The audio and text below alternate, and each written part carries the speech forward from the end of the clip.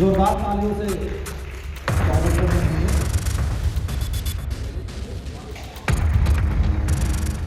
नमस्कार, आप देख रहे हैं लाइव सिटीज़। मैं हूं आपके साथ सौरभ राज।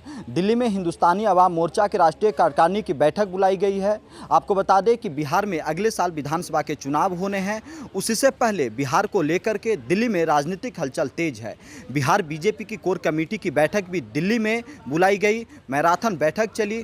2 दिन तक बिहार बीजेपी के जो नेता हैं, कोर कमेटी के सदस्य हैं, वो दिल्ली से सटे हरियाणा में बैठक किए और कह सकते हैं कि बिहार को लेकर के, नीतीश कुमार को लेकर के खूब चर्चा उन्होंने की है।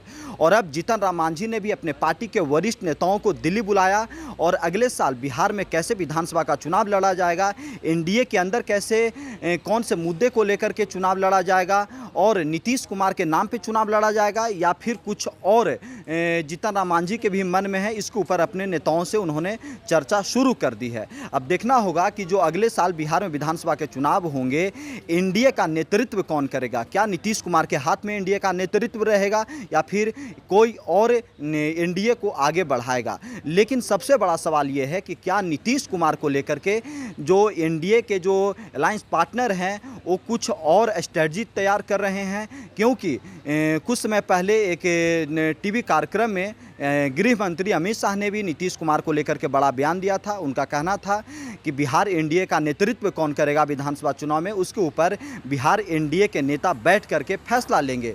लेकिन अब दिल्ली में हिंदुस्तानी अवाम मोर्चा की राष्ट्रीय कार्यकारिणी की भी बैठक बुलाई गई। उससे पहले बिहार बीजेपी के कोर कमेटी की भी बैठक दिल्ली में ही हुई है और चर्चा तेज है कि सभी दल जो बिहार में एनडीए का जो अलायंस पार्टनर हैं वो नीतीश कुमार के ऊपर चर्चा कर रहे हैं कि नीतीश कुमार के साथ कैसे आगामी विधानसभा चुनाव में बिहार में उतरा जाएगा। लेकिन आरजेडी की ओर से लगातार यह कहा जा रहा है कि बीजेपी अब नीतीश कुमार को साइड करना चाहती है। लेकिन जिस तरीके से बिहार बीजेपी की दिल्ली में बैठक हुई, कह सकते हैं कि 3 दिन तक बैठक चली। पहले कोर कमेटी के सदस्य, उसमें कुछ ही नेता शामिल थे, नित्यानंद राय के आवास पे उनकी बैठक हुई और फिर दिल्ली से सटे हरियाणा में फरीदाबाद साइड में बिहार बीजेपी की कोर कमेटी के जितने सदस्य थे वो एक रिसोर्ट में बैठक उन्होंने की और सभी नेता अपने अपने मोबाइल को छोड़ करके अंदर गए। तो कह सकते हैं कि नीतीश कुमार बिहार विधानसभा चुनाव को लेकर या और भी तमाम मुद्दों को लेकर के उन लोगों की एक लंबी चर्चा हुई है और अलायंस पार्टनर को कैसे बांध करके रखना है, कैसे समझा करके रखना है, उसके ऊपर भी बीजेपी ने अपने नेताओं से चर्चा की है। लेकिन अगले साल विधानसभा के चुनाव को लेकर के नीतीश कुमार के ऊपर सभी की निगाहें टिकी हुई हैं कि क्या नीतीश कुमार पूरी तैयारी में है, क्या वो फिर से एनडीए का नेतृत्व करने को तैयार है बिहार में।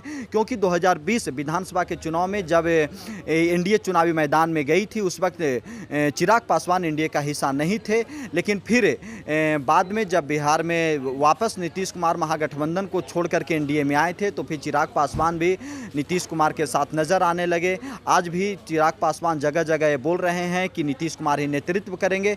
लेकिन पिछले कुछ दिनों से बिहार एनडीए में हलचल तेज है। कहा जा रहा है कि अब नीतीश कुमार के ऊपर बीजेपी सांकेतिक दबाव बना रही है और क्या इस दबाव का कुछ और नतीजा आएगा, इसके ऊपर भी लंबी बहस हो रही है। जीतन राम मांझी ने भी अपने पार्टी के नेताओं के साथ आगामी विधानसभा चुनाव के ऊपर चर्चा शुरू कर दी है। क्या इनका स्ट्रेटजी होगा, क्या मुद्दा होगा, कैसे ये लोग अपने अपने चुनावी क्षेत्र में जाएंगे, क्योंकि 2024 लोकसभा चुनाव में जीतन राम मांझी एनडीए का हिस्सा हो करके लोकसभा का उन्होंने चुनाव लड़ा। उन्हें 1 सीट लोकसभा के दी गई और जीतन राम मांझी जब चुनाव जीत करके आए तो उन्हें केंद्र में एक बड़ी जिम्मेदारी दी गई है। लेकिन नीतीश कुमार के ऊपर क्या एनडीए के जो अलायंस पार्टनर हैं उनसे कुछ राय मशविरा बिहार के जो और बीजेपी के सीनियर लीडर हैं वो ले रहे हैं। क्या गृह मंत्री अमित शाह की भी नज़र बिहार के ऊपर है, क्या अमित शाह कुछ और सोच रहे हैं, नीतीश कुमार को लेकर के कुछ बड़ा करने जा रहे हैं, सभी के ऊपर निगाहें टिकी हुई है। बिहार में एनडीए में हलचल तेज है। तेजस्वी यादव की भी नज़र है। तेजस्वी यादव भी पूरी तैयारी में है, अपने विधायकों से लगातार संपर्क कर रहे हैं और जेडीयू के अंदर भी हलचल तेज हो गई है। जेडीयू भी दिल्ली में जो कुछ हो रहा है उसके ऊपर वो नज़र बनाई हुई है। अब देखना होगा कि जो दिल्ली में हो रही है इसका असर बिहार में क्या होता है। दिल्ली से सौरभ राय, लाइव सिटी।